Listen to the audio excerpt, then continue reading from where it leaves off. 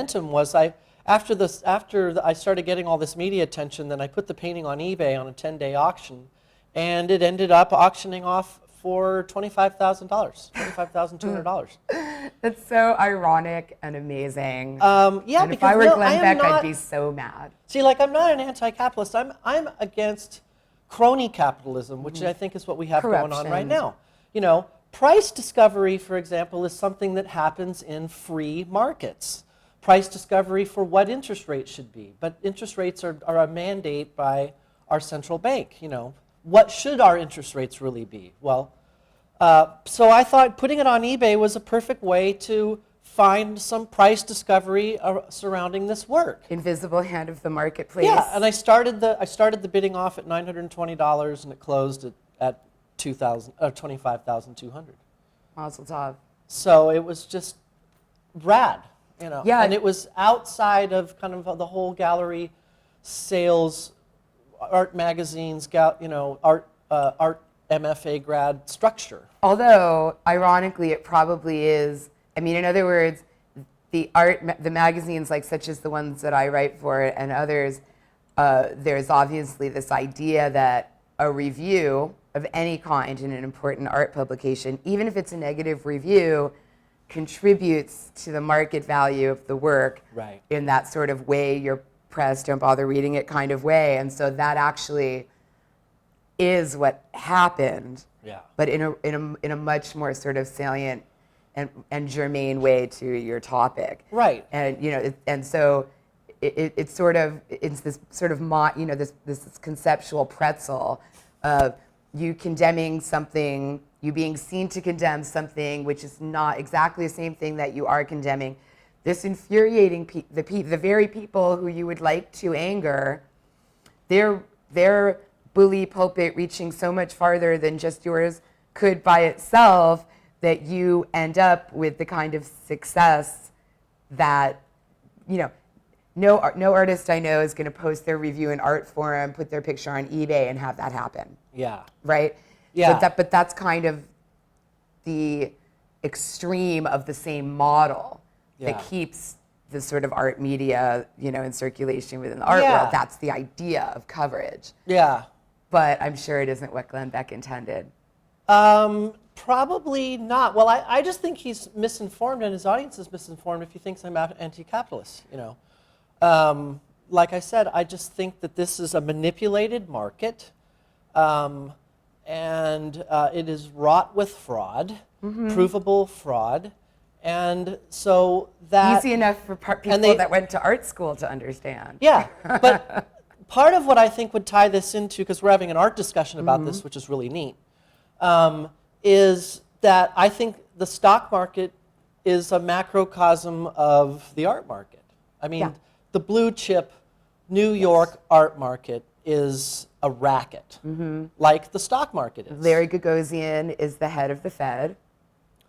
Right, right. These are yeah, exactly. And they can create little bubbles, art bubbles, if you can get the right article in the right magazine about the next kid that's already been cherry-picked out of the best MFA schools.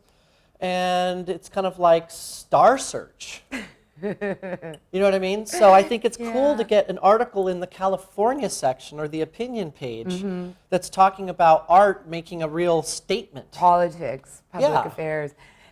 Well, speaking of which, let me ask you, let's go back to the paintings themselves now, because they are so vibrant. I mean, here's the thing.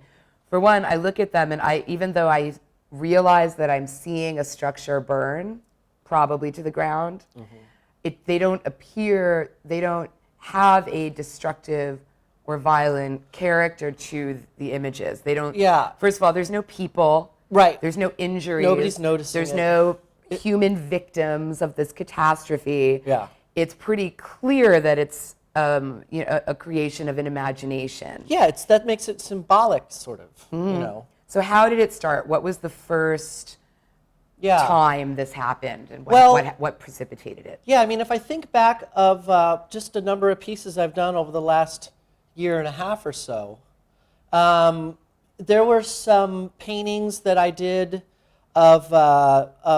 I mean, I think it started off where I'd done a cityscape of kind of like a view from Vista Hermosa Park or something, and it was just a bomb. You know, that's the thing about plein air. Sometimes it just sucks.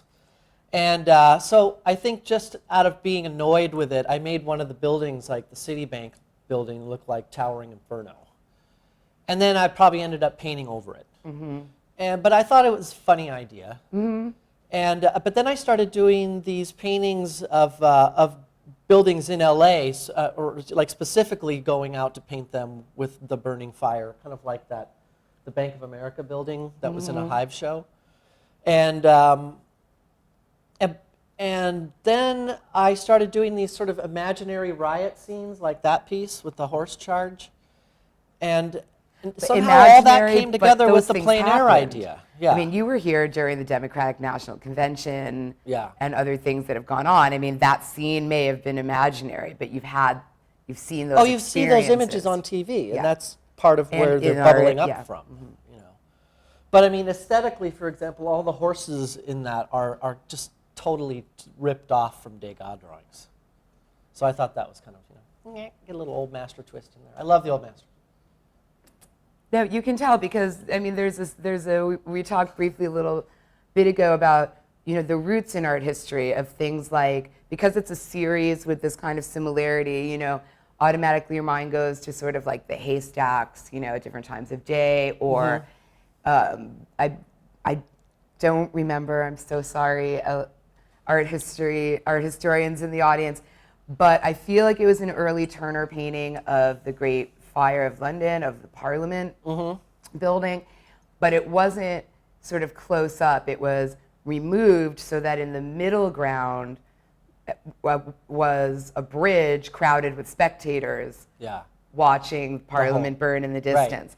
And so the painting was this sort of moment in between where it was part history painting, part plein air painting, part Society of the Spectacle, and then, you know, part sort of industrial revolution and then the things that happened economically after that. You can see the kind of seeds, and it's an amazing painting. Well, I'm definitely I really hope it's by Turner. No hate mail, please, if it turns out. But I mean, whether it is or not, I'm definitely playing with Turner ideas. There's no question. Especially the way that he did his seascapes and things, where they started off as just gestural abstraction, like a Franz Klein painting.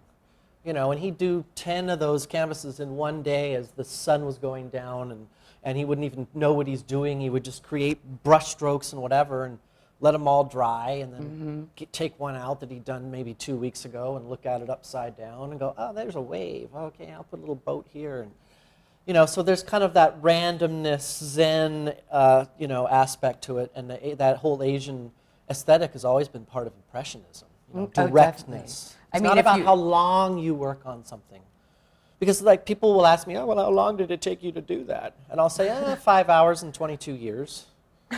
Because that's part of it, you know. Right, you learn how to sort of improvise. Yeah, like Charlie Parker plays for 5 minutes and just blows the whole room up with his amazingness. But you probably don't see him the rest of the time when he's, you know, practicing to be able to just execute it like that. Boom. Yeah, I mean, looking at them up close, you know, they're actually very loose. I mean, all of the things you're painting about, the way that the style is, it's all this sort of, you know, early Impressionists, not the sort of like dappily crazy. Right. You know, like Manet, it's a mess. Yes, right. But the earlier works where it was still a recognizable scene, but that just started to loosen up around the edges a little bit. The sort of déjeuner sort of there, but some of those early, you know, I'm looking, there's Caillebotte is kind of one of my favorites. Yeah. And Degas you mentioned. And, you know, just because, for example, that one looks like a snowy landscape. Yeah. Now that was actually submitted over the internet. I've gotten some internet submissions, and also shout out anybody people send you photos of that's actually in Ohio. Someone in the midst of all the publicity sent me a YouTube video, so then I did a screen grab and I did the painting from that. But you know, you when you do a lot of plein air and working directly, you really get good at it, and you know how to cultivate, kind of fake that energy of working directly, even though you still have reference. Right. Well, I'm looking at like this gorgeous fire hydrant here. That's 4 strokes. Yeah. One up, one across, one on each side. I mean, there's really no information there, but there's no question what it is. And you can kind of you can trace that throughout. This is a very lovely civilized flower bed, or this is, the end of a bus stop, where you can really tell. I think you said this was the Derby. Yeah, that used to be the Derby restaurant. And I think there's a lot of people who would rather see the Derby burn down than turn into a branch of Chase. Right. But, so I see there's definitely a shorthand here, and I think that's part of the reason why they don't look like you added fire to something you saw. They sort of, because there's a roughness to the whole surface, yeah. And so it's treated all the same. It's all really fast. Yeah. It's all really thick. It all kind of dissolves when you get up real close to it, so that I think that's part of why the illusion that it's something you actually witnessed is so effective. Right. Well, because I when I look at painting history, and I'm a total painting-ophile, I love painting history, and I mean, I've made the mistake of, like, sometimes when I say art, that implies sometimes painting. That's Well, art. it's the paragon. But there's two king main, of all art. in my opinion, there's two main schools of manner or process in painting, and they're the smooth manner and the rough manner. And I'm like on the rough manner side.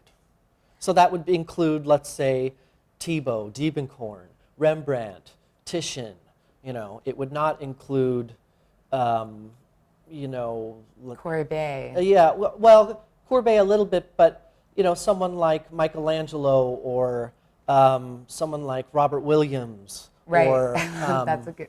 Raphael. I mean, Dave Hickey talks a lot about this whole Raphael-Michelangelo battle, and how a lot of it has to do with whether something should be smooth and soft and welcoming and beatific, or whether something and therefore be rooted in the idea or the spirit, or whether something should be physical and muscular and have mass and be a little rougher for it, but be human.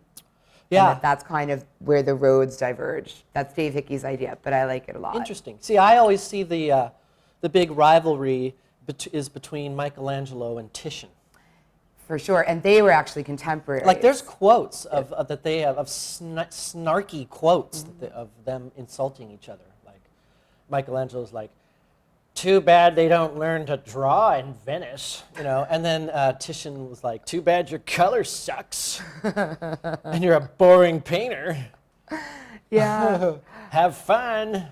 Well, they were, to be fair, competing for a lot of the same ceiling money. Space, yeah. There's big money there. Yeah, definitely. And then, of course, there was this whole social scene component to that. Yeah. So they had sort of schools of followers and all that. Although when you look at it, well, oh my gosh, we could talk about the Sistine Chapel, I guess. But there is something to be said for referencing those kinds of artists, because although we talked for a while and could get back to this idea of plein air painting, those artists were whatever the opposite of plein air is. I mean, saying studio painting doesn't even cover how far away from plein air they were, because they were illustrating. Ultra-mannerism. Right.